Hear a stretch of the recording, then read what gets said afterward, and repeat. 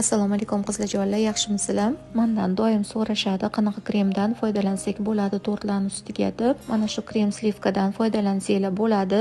Tortlarning ustini bittada chiroyli qilib qoplab beradi. Bu 5 litrli chelichalardan tashqari 1 litrli chelichalarda ham chiqadi. Keragicha mikser idishga solib ko'pirtirib olasiz. Qizlarjonlar, bu ham krem slivka, buni ham juda ham mazasi yaxshi. Buni ham bittada idishga solib ko'pirtirib olish mumkin. Keragicha faqatgina muzidan biroz tushirib olish kerak, saqlash esa muzxonada bo'ladi. Muzidan tushgandan keyin mikser qilib olinadi.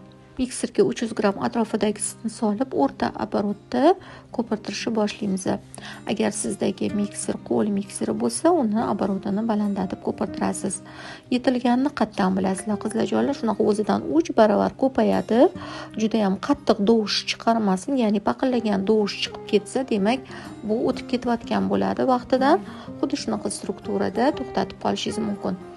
Endi qizlarjonlar, rang qo'shsanglar ham bo'ladi. Men kakao qo'shdim. Kakaolisi ham juda ham mazali bo'ladi. Bir xil massa bo'lgunicha ko'pirtirib olamiz.